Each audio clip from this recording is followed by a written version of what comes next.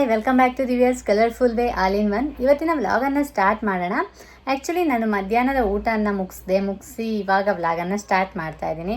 ಯಾಕಂದರೆ ಆ್ಯಕ್ಚುಲಿ ನಾವು ಮನೇನ ಶಿಫ್ಟ್ ಮಾಡ್ತಾ ಇರೋದ್ರಿಂದ ಎಲ್ಲ ಸ್ವಲ್ಪ ನೀಟಾಗಿ ಜೋಡಿಸ್ಕೊಳ್ತಾ ಇದ್ವಿ. ಹಾಗಾಗಿ ಶ್ರೀಜುದ್ ಕೆಲವೊಂದು ಥಿಂಗ್ಸ್ ಅಂದರೆ like hair bands, hair clips ಈ ಥರದ್ದೆಲ್ಲ ತುಂಬಾ ಇದೆ. ಮತ್ತು ಭರತನಾಟ್ಯಮ್ಗೆಲ್ಲ ಯೂಸ್ ಮಾಡಿದ ಥಿಂಗ್ಸ್ ಎಲ್ಲ ಇದೆಯಲ್ಲ, ಅದೆಲ್ಲ ತುಂಬ ಇದೆ.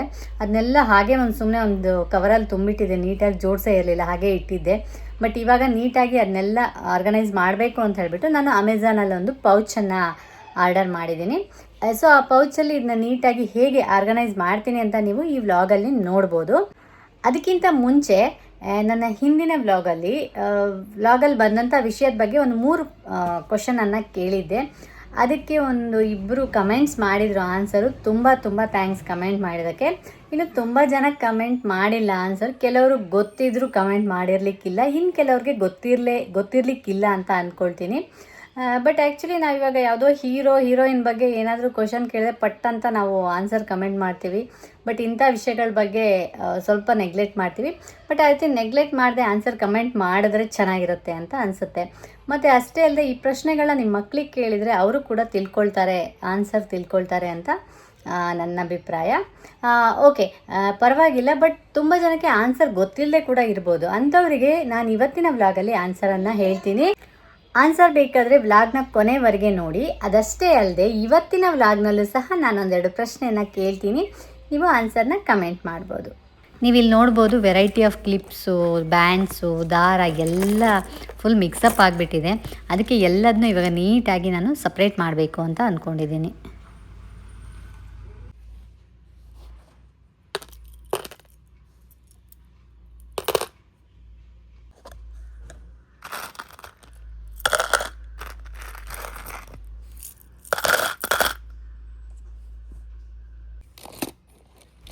ಈ ರೀತಿ ಸ್ಮಾಲ್ ಬಾಕ್ಸಸ್ ಎಲ್ಲ ತಗೊಂಡು ಎಲ್ಲದನ್ನ ಸಪ್ರೇಟ್ ಮಾಡಿ ಒಂದೊಂದು ಬಾಕ್ಸ್ಗೂ ಹಾಕಿಟ್ಕೊಳ್ತಾ ಇದ್ದೀನಿ. ಎಷ್ಟೊಂದು ಕ್ಲಿಪ್ಸ್ ಎಲ್ಲ ಇದೆಯೇನೋಪ್ಪ, ತುಂಬಾ ಇದೆ. ಹೋದಲ್ಲೆಲ್ಲ ತೊಗೊಂಡು ಬರ್ತಾನೆ ಇರ್ತಾಳೆ. ನಾನು ಅಷ್ಟೇ, ನೋಡಿದರೆ ಇಷ್ಟ ಆಗಿದೆ ತೊಗೊಂಡ್ಬಿಡ್ತೀನಿ. ಹೆಣ್ಮಕ್ಳಿದ್ರೆ ಇದೆಲ್ಲ ಸ್ವಲ್ಪ ಜಾಸ್ತಿ, ಗಂಡು ಮಕ್ಕಳಾದರೆ ಇಷ್ಟೊಂದು ಕ್ಲಿಪ್ಸ್ ಆ ಥರದ್ದೆಲ್ಲ ಇರಲ್ಲ. ಮೋಸ್ಟ್ಲಿ ಟಾಯ್ಸ್, ಕಾರ್ಗಳು ಈ ಥರದ್ದೆಲ್ಲ ಜಾಸ್ತಿ ಇರುತ್ತೆ ಅನಿಸುತ್ತೆ. ಇದೆಲ್ಲ ಸಪ್ರೇಟ್ ಮಾಡೋ ಕೆಲಸನ ಮಾಡ್ಕೊಳ್ತಾ ಇದ್ದೆ. ಅಷ್ಟರಲ್ಲಿ ಶ್ರೀಕಾಂತ್ ಅವರು ಬಂದರು. ಅವರೊಂದು ಕುಕ್ಕರ್ ಬಾಕ್ಸನ್ನು ತಂದರು. ಇದೇನಿದು ಕುಕ್ಕರ್ ತಂದಿದ್ದಾರಲ್ವಾ ಅಂತ ಓಪನ್ ಮಾಡಿ ನೋಡಿದ್ರೆ ಅದರಲ್ಲಿ ಏನಿತ್ತು ನೀವೇ ನೋಡಿ.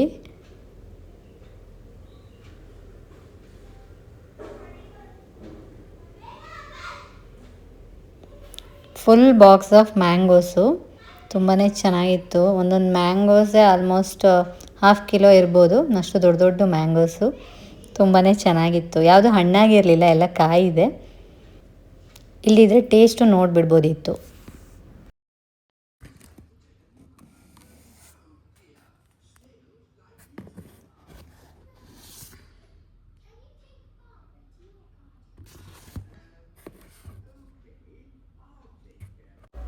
ಮತ್ತು ನಾನು ಪೆಂಡಿಂಗ್ ಕೆಲಸ ಕಂಟಿನ್ಯೂ ಮಾಡೋಣ ಅಂತ ಬಂದೆ.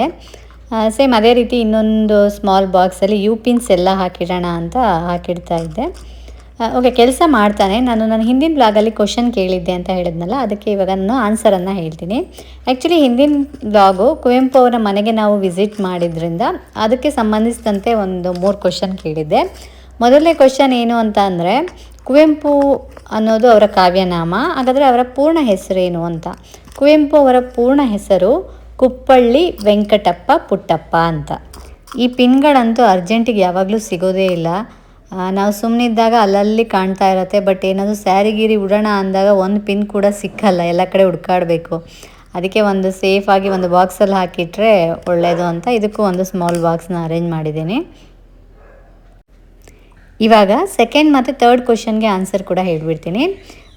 ಸೆಕೆಂಡ್ ಕ್ವಶನ್ನು ಬಂದು ಕುವೆಂಪು ಅವರ ಆತ್ಮಚರಿತ್ರೆ ಯಾವುದು ಅಂತ. ಈ ಪ್ರಶ್ನೆಗೆ ಉತ್ತರ ನೆನಪಿನ ದೋಣಿಯಲ್ಲಿ ಅನ್ನೋದು ಕುವೆಂಪು ಅವರ ಆತ್ಮಚರಿತ್ರೆ. ಹಾಗೆ ಥರ್ಡ್ ಕ್ವಶನ್ ಏನಂದರೆ, ಕುವೆಂಪು ಅವರು ಬರೆದಂಥ 2 ಕಾದಂಬರಿಯಲ್ಲಿ ಒಂದು ಕಾನೂರು ಹೆಗ್ಗಡತಿ, ಇನ್ನೊಂದು ಯಾವುದು ಅಂತ ಕೇಳಿದ್ದೆ. ಇನ್ನೊಂದು ಕಾದಂಬರಿ ಹೆಸರು ಮಲೆಗಳಲ್ಲಿ ಮದುಮಗಳು. ಹಿಂದಿನ ಬ್ಲಾಗಲ್ಲಿ ಕೇಳಿದ 3 ಪ್ರಶ್ನೆಗೆ ಆನ್ಸರ್ ಹೇಳಿ ಮುಗಿಸಿದ್ದೀನಿ. ಅದ್ರ ಜೊತೆಗೆ ಇದೆಲ್ಲ ಸಪ್ರೇಟ್ ಮಾಡೋ ಕೆಲಸನೂ ಈಗ ಆಲ್ಮೋಸ್ಟ್ ಮುಗಿದಿದೆ. ನಾನು ಆಗಲೇ ಹೇಳಿದೆ ಅಮೆಝಾನಲ್ಲಿ ಒಂದು ಪೌಚನ್ನು ಆರ್ಡರ್ ಮಾಡಿದ್ದೀನಿ ಅಂತ. ಆ್ಯಕ್ಚುಲಿ ಅದು ಇನ್ನೂ ಬಂದಿಲ್ಲ, ಔಟ್ ಫಾರ್ ಡೆಲಿವರಿ ಅಂತ ತೋರಿಸ್ದೆ. ಸೊ ವೆಯ್ಟ್ ಮಾಡ್ತಾ ಇದ್ದೀನಿ. ಇವಾಗ ಅದಕ್ಕೆ ಇದನ್ನೆಲ್ಲವನ್ನು ಒಂದು ಕಡೆ ನೀಟಾಗಿ ಜೋಡಿಸಿಟ್ಕೊಂಡ್ರೆ ಅದು ಬಂದು ಕೂಡ ನಾನು ಆರ್ಗನೈಸ್ ಮಾಡ್ಕೋಬೋದು.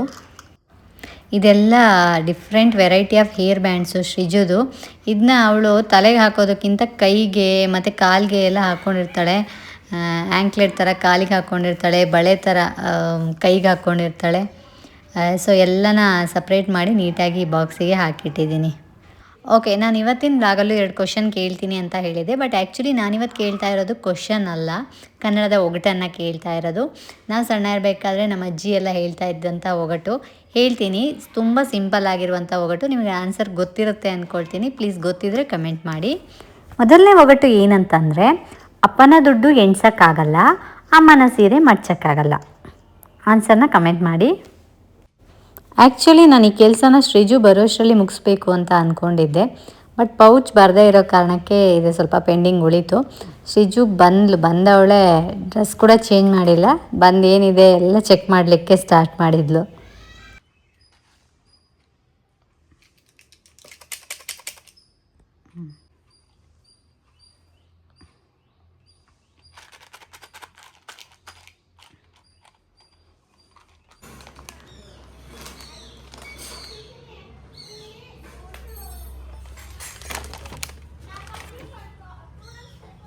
ನಾನು ಕಾಯ್ತಾ ಇದ್ದಾಗೆ ಪೌಚ್ ಕೂಡ ಬಂದಿದೆ. ಈಗ ಓಪನ್ ಮಾಡಿ ನೋಡಬೇಕು. ಆ್ಯಕ್ಚುಲಿ ನಾನು ಸ್ವಲ್ಪ ದೊಡ್ಡ ಇರುತ್ತೆ ಅಂದ್ಕೊಂಡೆ, ಬಟ್ ನೋಡೋಣ. ಓಕೆ, ಓಪನ್ ಮಾಡಿಬಿಟ್ಟು ನೋಡೋಣ.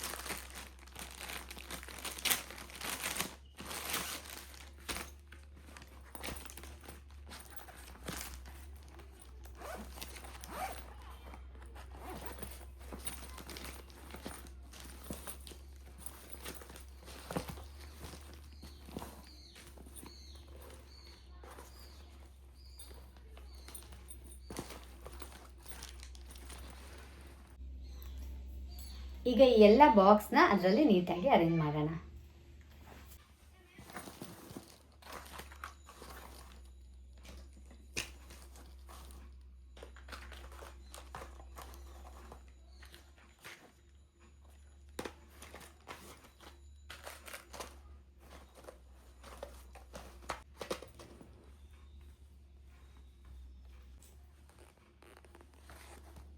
ಇದು ಆ್ಯಕ್ಚುಲಿ ಚೌಲಿ ಬಾಕ್ಸು. ಇದನ್ನು ಇದರಲ್ಲೇ ಇಡ್ತಾ ಇದ್ದೀನಿ.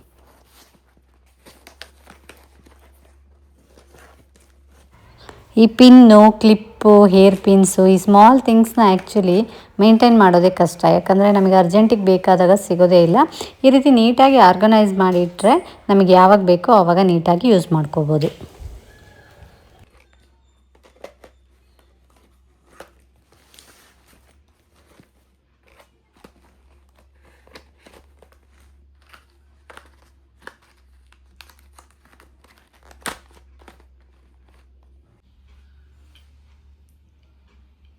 ಈಗ ಎಲ್ಲನೂ ನೀಟಾಗಿ ಆರ್ಗನೈಸ್ ಮಾಡಿದ್ದೀನಿ ಇದರೊಳಗೆ.